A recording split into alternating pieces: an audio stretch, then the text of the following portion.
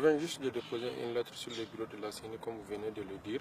J'ai mentionné ma suspension, je suspends toute activité au sein de la Commission électorale nationale indépendante CENI parce que j'ai constaté un certain nombre de faits.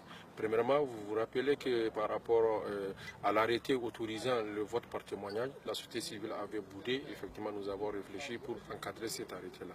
Mais cette fois-ci, avec le retrait effectivement de la COPA, la CENI est en train de prendre des dispositions. Un arrêté est signé par le président de la CENI pour pouvoir, au poste vacant de l'opposition. Alors que la loi est claire à son article 48 et 46, effectivement, qui parle de bureau de vote. Le bureau de vote doit refléter la configuration politique, c'est-à-dire les partis politiques en compétition. Sur le candidat chaque candidat doit être représenté dans le bureau de vote. Et le bureau de vote, les membres du bureau de vote sont constitués par les représentants des candidats.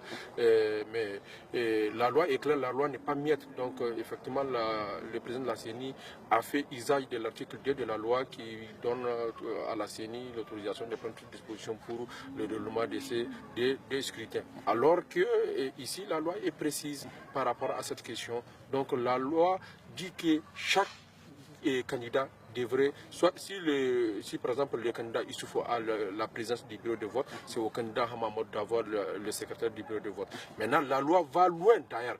Quand on constate que les représentants de l'opposition ne sont pas là, effectivement, le président ou bien le secrétaire qui est de l'autre bord peut pouvoir en ce moment au poste. C'est-à-dire les électeurs qui sont là, il peut désigner quelqu'un pour le nommer secrétaire ou bien lui, il prend la présence. Ou bien si c'est le président, il nomme. Donc ainsi de suite. Donc ça ne devrait pas poser de problème du point de vue de la loi. Mais très malheureusement, effectivement, le bureau de la CENI a pris un arrêté pour pouvoir à ce poste.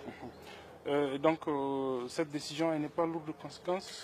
La décision est lourde de conséquences parce qu'aujourd'hui c'est en violation flagrante de la loi. Et nous avons prêté serment sur le livre saint de notre confession, effectivement, de respecter la loi électorale et de faire respecter cette loi électorale.